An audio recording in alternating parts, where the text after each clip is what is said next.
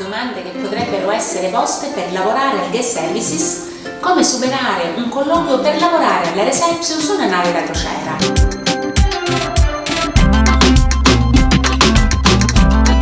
Oggi ti presenterò una serie di domande che potrebbero essere poste durante un colloquio di lavoro per la posizione di guest services, recepzionista, sulle navi da crociera.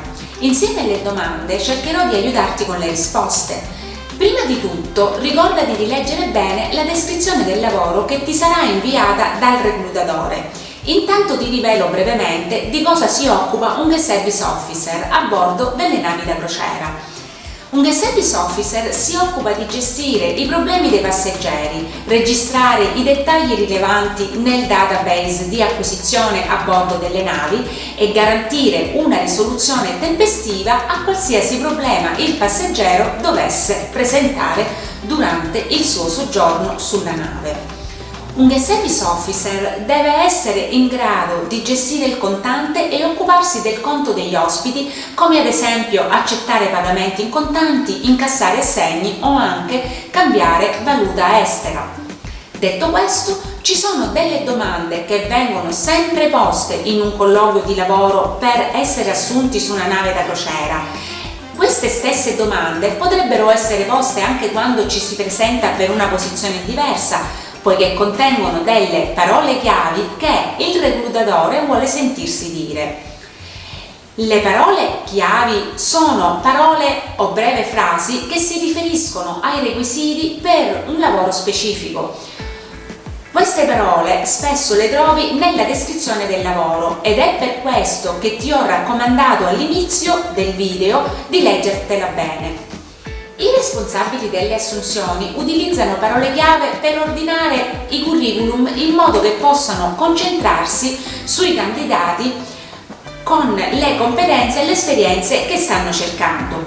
Quindi quando ti verrà chiesto parlami di te, domanda che viene spesso posta anche per sciogliere il ghiaccio, racconta loro di chi sei come persona, come il tuo atteggiamento e la tua personalità ti rendano un candidato ben qualificato per la posizione. In questo caso ci stiamo candidando come Guest Services Officer, recepzionista, Guest Relation Agent, a seconda della compagnia di crociera. Questa posizione potrebbe avere un nome diverso. Una risposta esempio potrebbe essere: mi è sempre piaciuto lavorare con le persone e aiutarle quando avevano bisogno di una mano. Attualmente lavoro come, qui dovresti dire di cosa ti occupi, o se sei disoccupato inserisci qualcosa che possa essere interessante per il colloquio e la posizione per la quale ti stai presentando. Continuiamo. Mi piace stare a contatto con il pubblico e lavorare in un team. Adoro l'ambiente frenetico e la possibilità di interagire con ogni ospite per farlo sentire accolto. Ho anche terminato l'università con una laurea in relazioni pubbliche che mi aiuta a interagire meglio con gli altri. Se stai già lavorando ma in un'altra posizione, potresti dire: anche se mi piace la mia attuale posizione, vorrei provare qualcosa di nuovo e sviluppare ulteriormente le mie capacità di comunicazione con il vostro dipartimento. Mi raccomando, assicurati di preparare la risposta. Presenta all'intervistatore una cronologia riassuntiva della tua vita professionale. Un'altra domanda che potrebbe essere posta è: perché vuoi lavorare su una nave da crociera invece che a terra? Qui non esiste davvero una risposta fissa e puoi essere creativo con la tua risposta. Puoi dire per esempio che vuoi aiutare finanziariamente la tua famiglia mentre viaggi in molti posti. A parte questo, potresti dire che ti piacerebbe lavorare in un grande team, in un ambiente multiculturale e internazionale. Passiamo adesso a un'altra domanda che sicuramente ti sarà posta. Qual è il tuo più grande punto di forza e la tua debolezza? Prima di continuare ti ricordo che per questa domanda ho anche fatto un video dedicato per il quale ti lascerò il link qua su. Dunque, qual è il tuo più grande punto di forza e la tua debolezza? Quando senti questa domanda in un colloquio di lavoro per il servizio al cliente, il reclutatore vuole sapere in che cosa sei bravo e cosa devi migliorare quando interagisci con gli ospiti. Una risposta esempio potrebbe essere: i miei maggiori punti di forza sono l'empatia e le grandi capacità comunicative. Ascolto sempre attivamente l'ospite e poi gli spiego come risolvere il problema o cosa farò per aiutarlo. Cerco di mettermi nei panni dell'ospite e di assicurarmi di poter comprendere al meglio le sue esigenze. Potresti dire che sei una persona calma o anche amichevole. Ricordati di essere onesto con le tue risposte anche riguardo il punto debole e rassicura il reclutatore che stai lavorando su te stesso per migliorare questa parte. Quindi una possibile risposta sul tuo punto debole potrebbe essere: il mio punto debole è che a volte mi lascio coinvolgere troppo nelle situazioni degli altri. Quando gli altri hanno un problema voglio assicurarmi di aiutarli a risolverlo. A volte ci metto semplicemente più tempo dei miei colleghi. Qui sto immaginando chi ha già ricoperto la posizione in passato, ma potresti anche dire che il tuo punto debole è essere una persona molto organizzata o la tua difficoltà a dire di no o anche che ti servirebbe più esperienza, e qui potresti aggiungere che ci stai lavorando e che sei una persona che impara in fretta. Io, ad esempio, sono una persona che si concentra troppo sui dettagli. Questo potrebbe essere visto come un punto debole, ma ti svelo che andando avanti in carriera, questo difetto mi è tornato utile nella posizione che sto ricoprendo. Andando avanti con le possibili domande, ce n'è una importantissima che viene spesso posta al colloquio per la posizione di Guest Services Officer. Come mantieni la calma in una situazione stressante? Questa domanda viene rivolta per verificare se sei in grado di gestire l'ambiente stressante.